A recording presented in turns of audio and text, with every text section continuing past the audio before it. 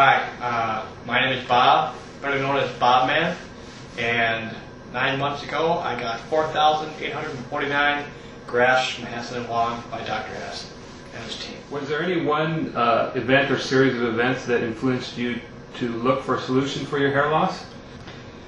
Yeah, I was wearing a hairpiece at one time. Did that for about 6 years. And that wasn't the best choice for me. I decided to embrace the fact that I was bald and I couldn't do anything about it.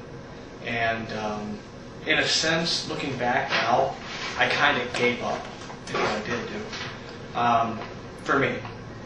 And what got me moving in a direction of hair transplantation for me was how far the technology has come in just the last 6 to 10 years.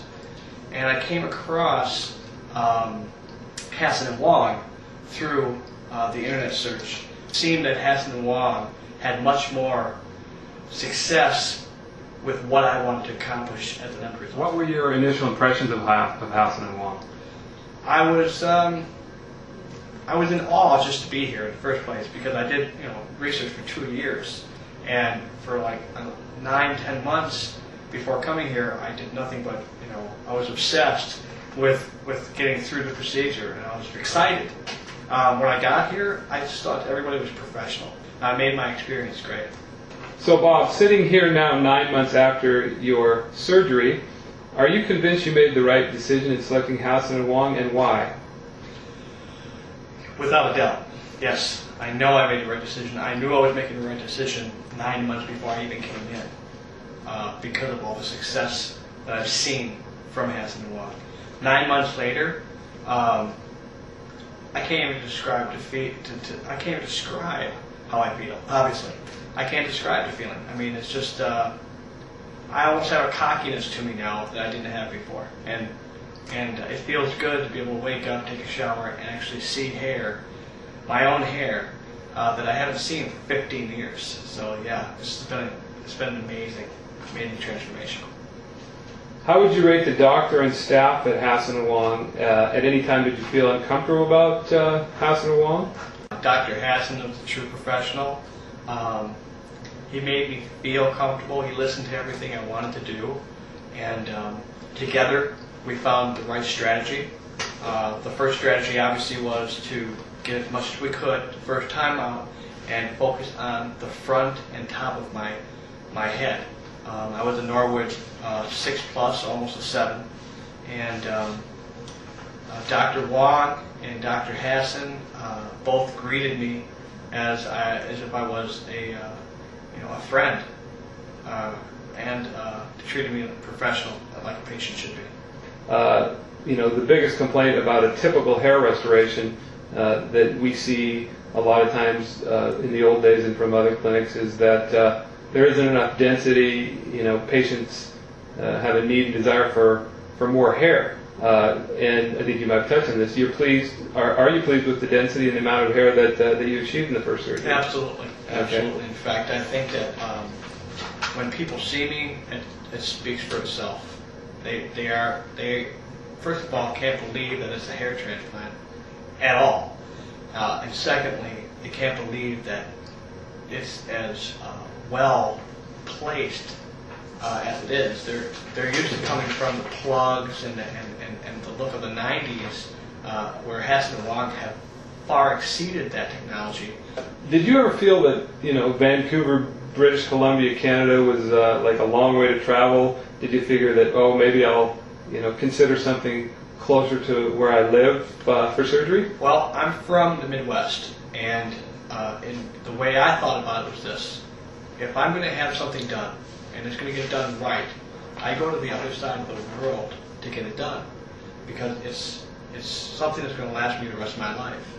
And I'm not going to waste my time on trying to figure out the closest place or to save myself a few dollars here or there. That wasn't the point. The point was, can I get the end result, and will it last me forever? So coming to Vancouver, Canada was a no-brainer. Did you feel any pain or discomfort in any parts of the surgery? Just the initial needle. when it goes in for the anesthesia and to freeze the areas. That lasts about a second and a half. But after that, no, none. When did you first start to notice new hair coming in? Around the 10-week mark, really starting to come in. And on my website, you'll actually see where the progress starts to really kick in. Was the change in the hair maturity from 6 to 8 months as dramatic as sometimes described? Would you say that it matured like people have said it would? Right. It actually got thicker over time. I mean, at the 6-month mark, I was happy with what I saw. But, I mean here I am at the 9-month mark, and I'm kind of taken back by how nice the hair feels and how thick it has become.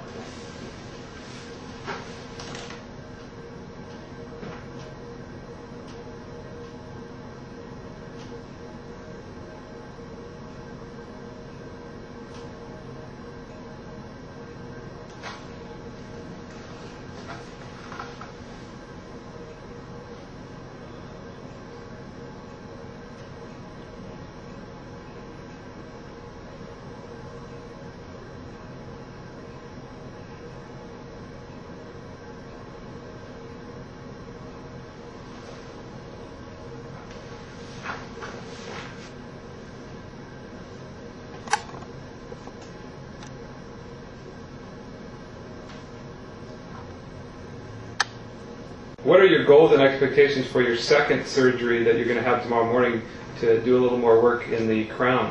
What we're going to try to do is a lot like the first. I want to grab as much as I possibly can. So we're going to go for the maximum amount of grafts, and I'm hoping that we can pack it. If not, I'm going to leave it up to the doctor because he's the professional when it comes to placing grafts, and we're going to focus on putting as much in the crown as possible to fill that area up and do a little temple work. And I think that we're going to be able to do that the second time around and be done.